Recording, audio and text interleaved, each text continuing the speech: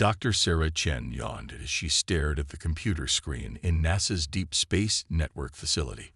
It was another quiet night shift, monitoring the vast emptiness of space. The gentle hum of computers filled the room, lulling her into a sense of routine. Suddenly, a sharp beep jolted her awake. Sarah's eyes widened as she saw an unusual pattern on her screen. "This can't be right," she muttered, rubbing her eyes. The signal was unlike anything she had seen before. It wasn't random space noise or a glitch in the system. No, this was structured. A clear pattern that repeated itself every few seconds. Sarah's heart raced as she picked up the phone. "Dr. Johnson, you need to see this. Now." Within an hour, the facility was buzzing with activity. Scientists huddled around screens, talking excitedly. Dr. Mark Johnson, the head of the department, stood in the center, his face a mix of disbelief and excitement. "Ladies and gentlemen," he announced, his voice trembling slightly, "I believe we've just received our first confirmed signal from an alien civilization." The room erupted in cheers and gasps. Sarah felt a chill run down her spine. She had always believed there was life out there, but to actually find proof, it was overwhelming. As the initial excitement died down, the real work began. Teams of cryptographers and linguists were called in to decipher the message. Days turned into weeks as they worked tirelessly to crack the alien code. Meanwhile, news of the discovery had leaked to the press. Outside the NASA facility, crowds of reporters and curious onlookers gathered. The world was abuzz with speculation. Were the aliens friendly? What did they want? Was Earth in danger? World leaders held emergency meetings to discuss the situation. In the UN General Assembly, heated debates broke out about how to respond to the signal. Some nations pushed for immediate contact, while others urged caution. Back at NASA, a breakthrough finally came. Dr. Chen burst into the main conference room, waving a piece of paper. "We've done it," she exclaimed. "We've decoded the message." The room fell silent as she read out the translation. "Greetings, inhabitants of the third planet. We are a fleet of explorers from a distant star system. Our ships have suffered critical damage, and we are stranded in your solar system. We humbly request assistance. We come in peace and offer knowledge in exchange for aid." The implications were staggering. Not only had they made contact with aliens, but these beings needed their help. Humanity, barely able to reach its own moon reliably, was being asked to rescue an advanced alien fleet. Dr. Johnson cleared his throat. "We need to inform the President immediately." In the Oval Office, President Samantha Rodriguez listened intently as the NASA team explained the situation. Her brow furrowed as she considered the enormous responsibility that now rested on her shoulders. "So let me get this straight," she said slowly. "There's an alien fleet stuck in our solar system, and they're asking us, humanity, for help." Dr. Johnson nodded. "Yes, Madam President, that's correct." President Rodriguez stood up and walked to the window, looking out at the Washington Monument in the distance. After a long moment, she turned back to the room. "Well," she said, a hint of a smile on her face, "I guess it's time for humanity to show the universe what we're made of. Let's get to work." As the team filed out of the Oval Office, a sense of purpose filled the air. Humanity had been given a chance to prove itself on the cosmic stage. The challenge ahead was immense, but so was the potential reward. In the coming days, the news would be shared with the world. Scientists, engineers, and volunteers from every nation would be called upon to contribute to the rescue effort. It would be the greatest collaborative project in human history. As Sarah Chen walked out of the White House, she looked up at the night sky. Somewhere up there, an alien fleet was waiting, hoping for help from a young species they had never met. The enormity of the task ahead was daunting, but Sarah felt a surge of determination. "We're coming," she whispered to the stars. "Hold on. Humanity is on its way." The world held its breath as humanity prepared for its first direct communication with the stranded alien fleet. In a high-tech facility hastily constructed in the Nevada desert, Dr. Sarah Chen and her team worked tirelessly to establish a stable connection. "Signal strength is good," reported Tom, a young technician. "We're ready to transmit." Dr. Chen took a deep breath and nodded to Dr. Johnson. "Let's make history," she said. Dr. Johnson pressed the button, sending humanity's first message to the alien fleet. "This is Earth. We have received your distress call and are prepared to assist. Please respond." Seconds ticked by, feeling like hours. Then, suddenly, the speakers crackled to life. "Greetings, Earth," came a strange, melodic voice. "We are the Zarkonian fleet. Your offer of assistance brings us great joy and relief." The room erupted in cheers. They had done it. First contact was established. As the initial excitement died down, the real work began. The Zarkonians explained their situation in more detail. Their fleet of 5 massive ships had been caught in an unexpected solar flare while exploring the outer reaches of Earth's solar system. The flare had damaged their propulsion systems and depleted their energy reserves. "Our ships are currently orbiting your 6th planet," the Zarkonian spokesperson explained. "We have enough resources to sustain our population for 3 of your Earth months, but after that..." The gravity of the situation sank in. Humanity had to find a way to reach Saturn and rescue over 10,000 alien lives within 3 months.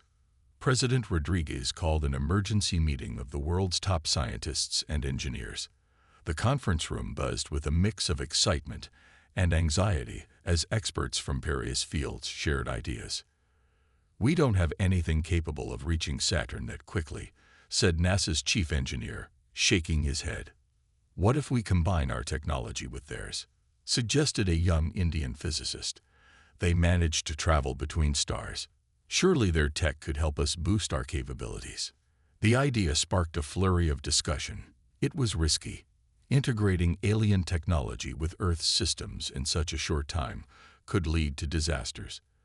But it might be their only chance. Meanwhile, public reaction to the news was mixed. While many were excited about the prospect of meeting aliens, others feared the potential dangers.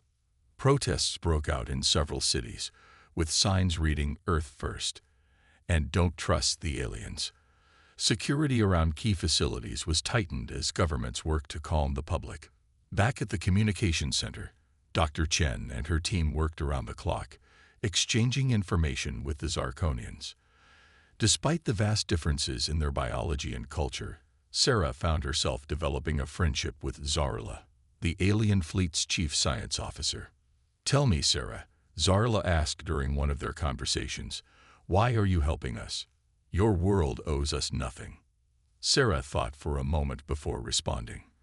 "Because it's the right thing to do," she said simply. "And because we're curious. Your existence proves we're not alone in the universe." "That's incredible." Zarla made a sound that Sarah's translator interpreted as laughter. "Curiosity is a trait our species share, it seems. Perhaps that is why the cosmos brought us together." As they talked, engineers on Earth were making rapid progress. Using insights gained from the Zarkonians, they began modifying existing spacecraft for the rescue mission. In shipyards and laboratories around the world, a new type of engine was taking shape, a hybrid of human and Zarkonian technology. If it worked, it would revolutionize space travel. But time was running out. As the first month drew to a close, tension mounted. The prototype engine was ready for testing, but there was no guarantee it would work. On a clear night, as the hybrid spacecraft prepared for its first test flight, Dr. Chen stood outside the launch facility, looking up at the stars. "We're coming," she whispered, echoing her words from that first night at the White House. "Just hold on a little longer." As the countdown began, humanity held its collective breath. The fate of an alien civilization, and perhaps the future of human space exploration, rested on what would happen in the next few moments. The engines roared to life, and the spacecraft rose into the night sky, carrying with it the hopes of 2 civilizations. The hybrid spacecraft streaked across the night sky, leaving a trail of blue-green light in its wake. In the control room, Dr. Sarah Chen and her team watched the monitors with bated breath. "Speed approaching 20% of light," reported Tom, his voice filled with awe. "It's working." Cheers erupted throughout the room. The test flight was a success, proving that the combination of human ingenuity and Zarkonian technology could achieve the impossible. But their celebration was short-lived. As the spacecraft began its return journey, alarms blared. "We're losing control," shouted the pilot over the comms. "The energy output is destabilizing." Hearts racing, the team watched helplessly as the spacecraft spiraled out of control, finally crashing into the empty Nevada desert. The fiery explosion lit up the night sky. Silence fell over the control room. Months of work gone in an instant. "What happened?" President Rodriguez demanded, her face grim on the video call. Dr. Johnson sighed heavily. "The power output was more than our systems could handle. We pushed too hard, too fast." It was a stark reminder of the challenges they faced. With less than 2 months left before the Zarkonian fleet ran out of resources, the pressure was immense. Meanwhile, public opinion continued to be divided. While many supported the rescue mission, others grew increasingly vocal in their opposition. "We're wasting resources on aliens while people on Earth suffer," shouted protesters outside the UN headquarters. Security measures were increased as tensions rose. The world teetered on the edge of conflict, divided by fear and hope. In orbit around Saturn, the situation aboard the Zarkonian fleet grew dire. Zarla, the alien science officer, reported dwindling supplies and failing life support systems. "We have faith in you, Sarah," Zarla said during their daily communication. "But our time grows short." The weight of responsibility pressed heavily on Sarah's shoulders. Thousands of alien lives depended on their success, and now, the fate of human unity hung in the balance as well. In a bold move, President Rodriguez addressed the world, calling for unity and cooperation. "This is humanity's moment," she declared. "We have a chance to prove that we are more than our fears, more than our differences. Let us show the universe what we can achieve when we work together." Her words struck a chord. Gradually, the tide of public opinion began to shift. Volunteers from around the world offered their skills and resources. A team of engineers from Japan proposed a modification to the hybrid engine that could solve the stability issues. Indian programmers developed an AI to help manage the complex energy flows. European scientists perfected a new radiation shielding technique. As humans worked tirelessly to solve the technical challenges, they also prepared for the cultural implications of the rescue mission. Anthropologists and linguists worked with the Zarkonians to create a basic cultural guide, hoping to avoid misunderstandings when the two species finally met face to face. With just 3 weeks left before the deadline, a new prototype was ready. This time, the test flight was flawless. The spacecraft achieved the necessary speed without any stability issues. "We did it," Sarah breathed, tears of joy in her eyes. But their challenges were far from over. Now they needed to scale up the technology to transport not just a small crew, but enough resources to save an entire alien fleet. Nations pooled their resources, converting ships and planes to carry materials to the launch sites. It was the largest logistical operation in human history. As the launch date approached, 5 massive rescue ships took shape. Each was equipped with the new hybrid engines and filled with supplies, repair materials, and a diverse crew of Earth's finest engineers and scientists. The night before the launch, Sarah couldn't sleep. She stood outside, looking up at the stars, thinking about the enormous task ahead. They would be the first humans to travel so far into space, the first to meet an alien species face to face. "Nervous?" asked Dr. Johnson, joining her. Sarah nodded. "What if we fail?" "We won't," he said firmly. "Look at what we've already achieved. We've united the world, developed technology beyond our wildest dreams. Whatever happens tomorrow, humanity has already proven itself." As dawn broke, the rescue fleet stood ready. 5 ships, representing the hope of 2 civilizations, prepared to embark on the most important journey in human history. Sarah took her place on the command ship, her heart pounding with a mix of fear and excitement. As the countdown began, she closed her eyes and whispered, "Here we come, Zarla. Hold on just a little longer."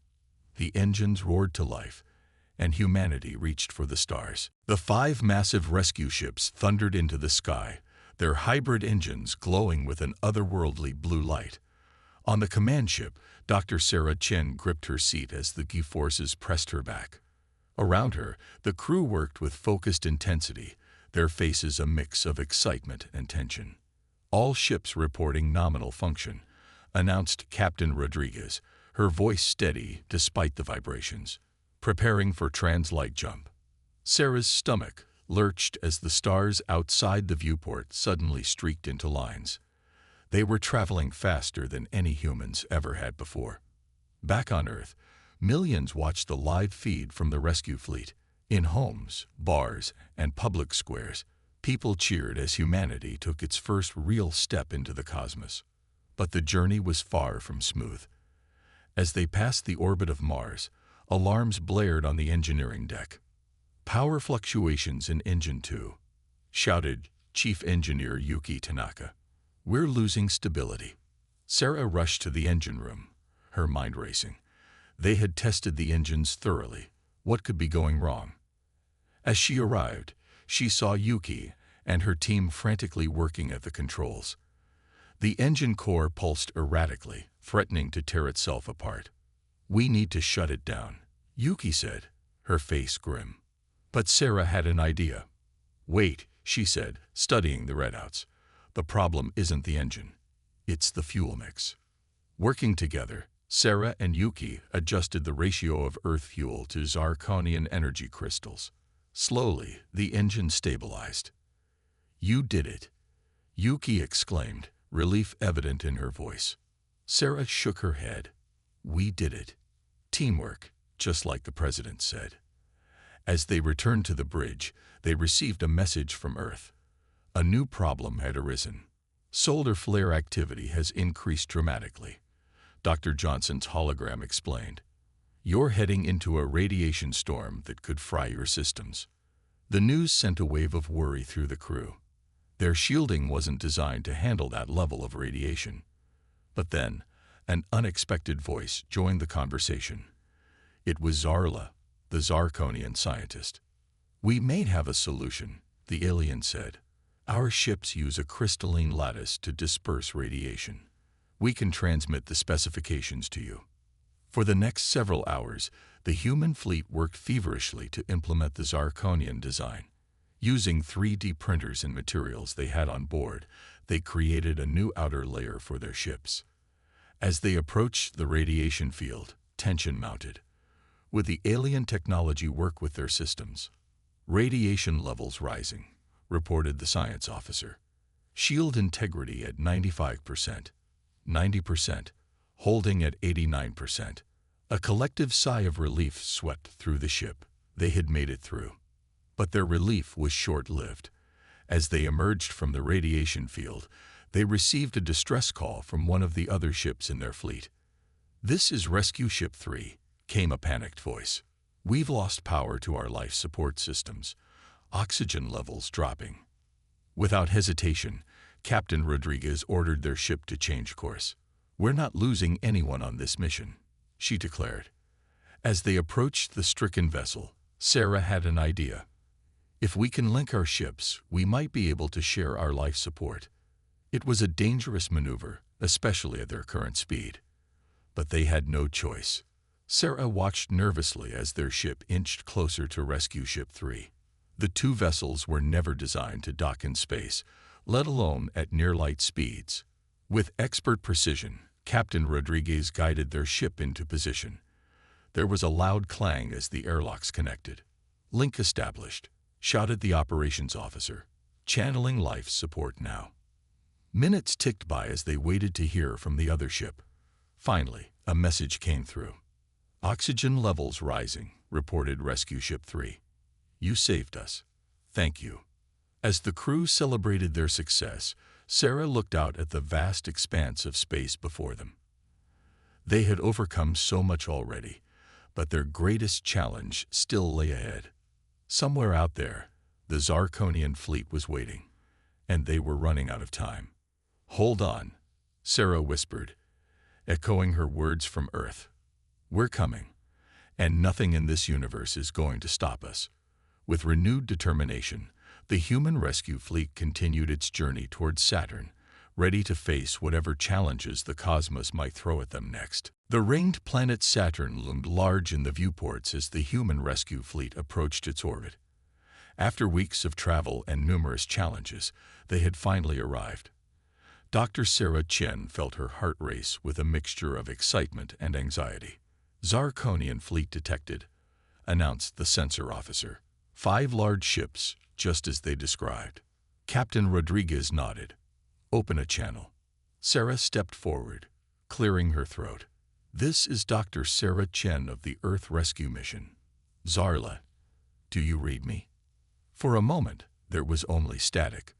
Then, a familiar melodic voice filled the bridge. "Sarah, by the stars, you actually made it." Cheers erupted from both the human and Zarkonian crews. The impossible had been achieved. 2 species from different stars had joined together in space. As the human ships moved closer, they got their first visual of the Zarkonian vessels. They were massive, easily dwarfing the human craft.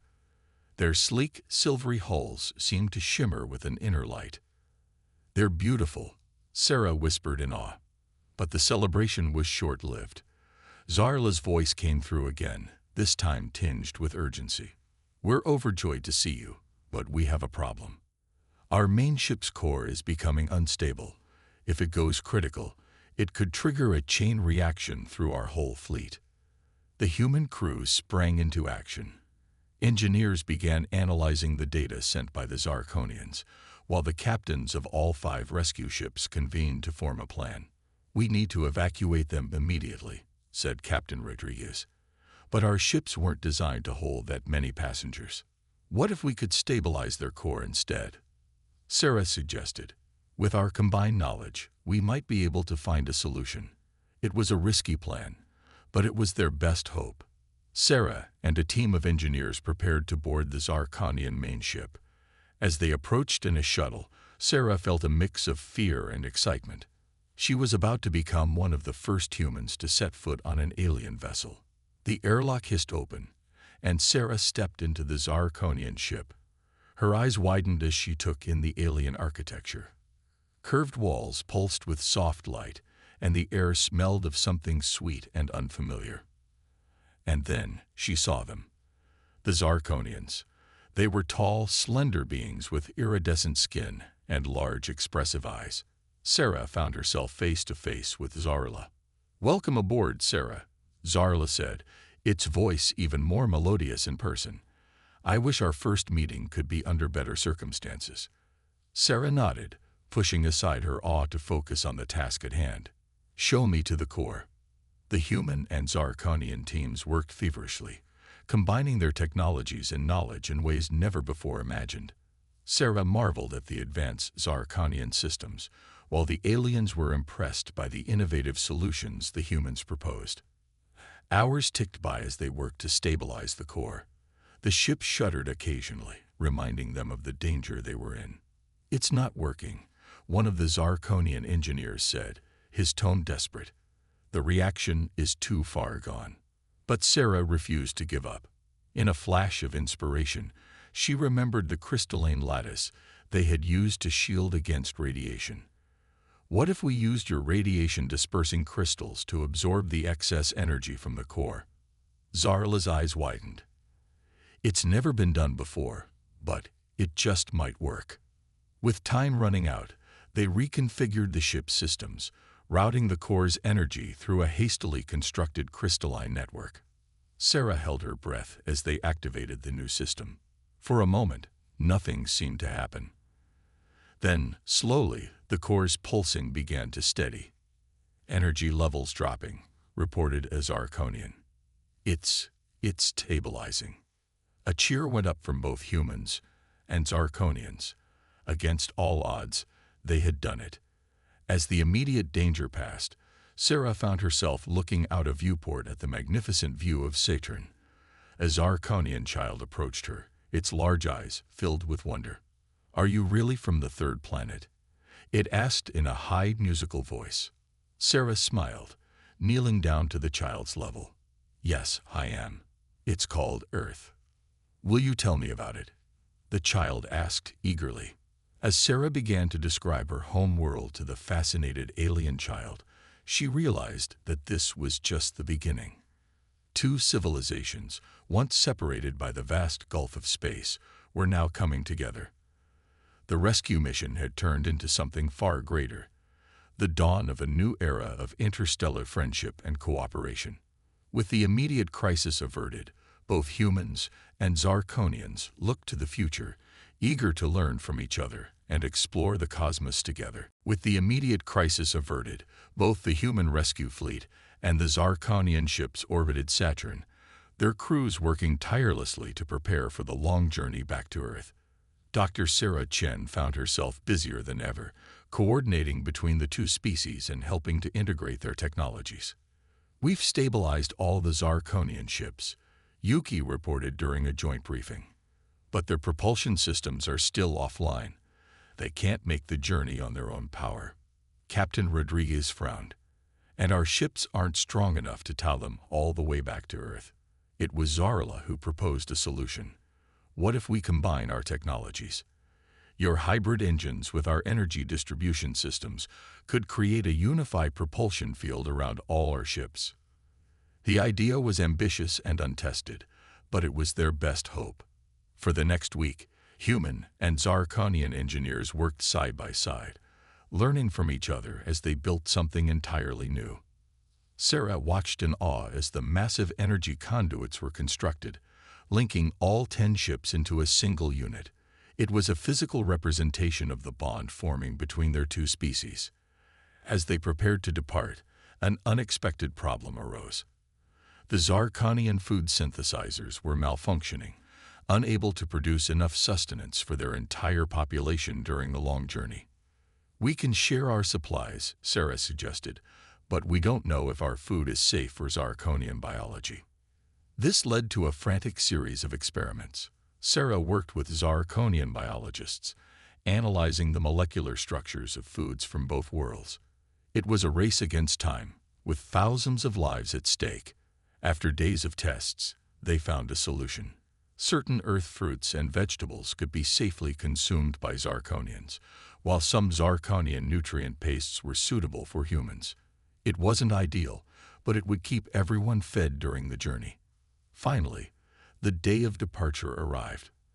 As the linked fleet prepared to leave Saturn's orbit, a somber mood fell over the Zarkonians.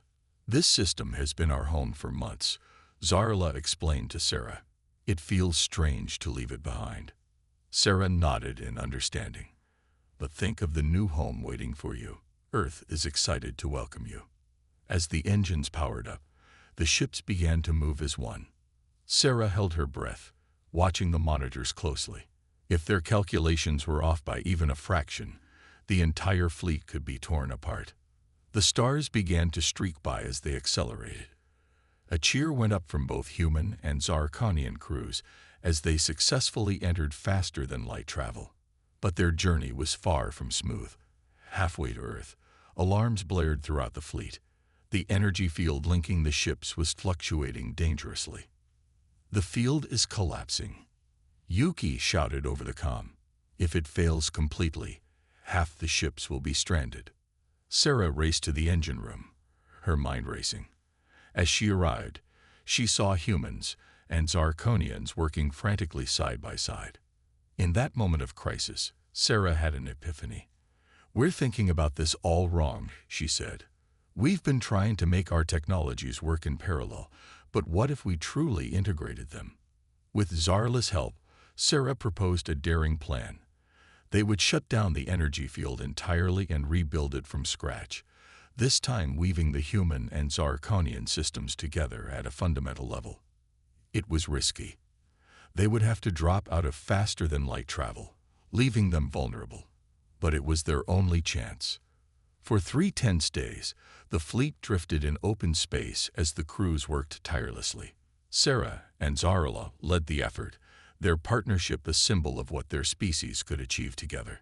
Finally, the new integrated system was ready. As they activated it, the ships hummed with a new, harmonious energy. The fleet resumed its journey, now moving faster and more smoothly than ever before. As Earth grew larger in their viewports, Sarah reflected on how much had changed. What had started as a rescue mission had become a profound exchange of knowledge and culture. Humans and Zarkonians were no longer strangers, but friends and colleagues. "Look," Zarla said, pointing at the blue planet growing before them. "Your world is beautiful." Sarah smiled, seeing her home through new eyes. "Soon, it will be your world too. At least for a while."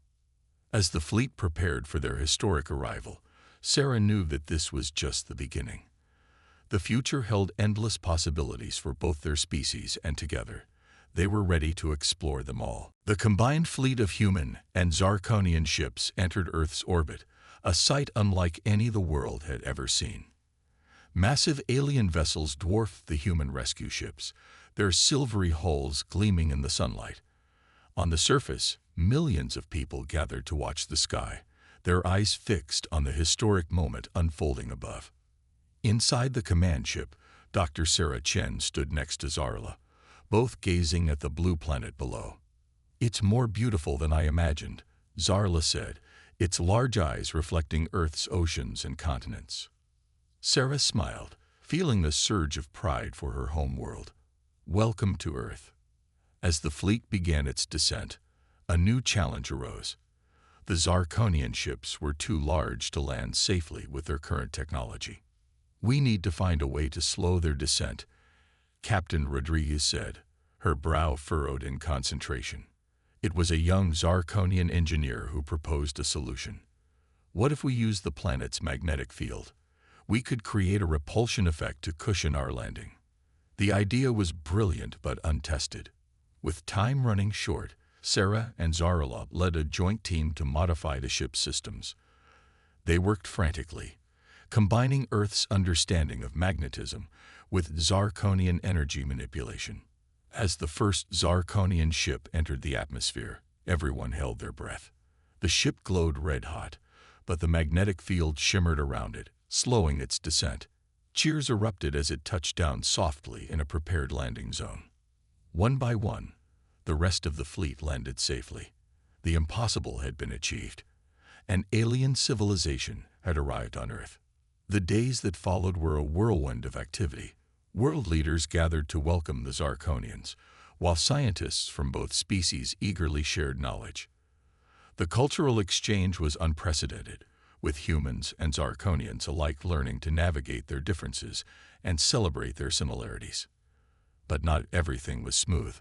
Some humans feared the alien presence, protesting their arrival and demanding they leave. Sarah found herself working tirelessly as a bridge between the two species, explaining and translating, both literally and culturally. 1 month after the landing, a global conference was held to discuss the future. Sarah sat in the front row, watching as human and Zarkonian leaders took the stage together. "Today, we stand at the dawn of a new era," President Rodriguez began. "Our two civilizations, born on different worlds, have come together in friendship and cooperation." Zarla stepped forward. "We came to you as refugees, stranded and in need. You took us in, risked your lives to save ours. We can never fully repay this debt, but we offer our knowledge, our technology, and our friendship in return." The announcement that followed stunned the world. The Zarkonians would share their advanced space travel technology, allowing humanity to reach the stars. In exchange, Earth would become a temporary home for the Zarkonians while they built a new colony in the solar system.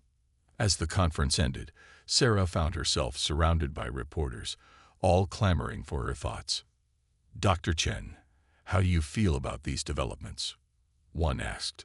Sarah paused, considering her words carefully. "I feel hope," she said finally. "What we've achieved here proves that we're capable of so much more than we ever imagined. We've not only saved a species but opened up the universe for exploration. Later that evening, Sarah stood on a hilltop with Zarla, watching the sun set over a changed Earth. Zarkonian ships glittered alongside human buildings, a visual representation of their new alliance. "What happens now?" Sarah asked. Zarla's skin shimmered with excitement. "Now we explore. Together. There's so much out there to discover, Sarah, and I can't think of better companions for the journey than humans." Sarah grinned, her heart full of excitement for the future. "Neither can I." As night fell, stars began to appear in the sky. But now, they weren't just distant lights. They were destinations, full of possibilities and adventures waiting to be had. Humanity had taken its first steps into a larger universe. The rescue mission that began with a distress call had turned into something far greater, the beginning of an interstellar civilization. And as Sarah looked up at the stars, she knew that this was just the beginning of their greatest adventure yet.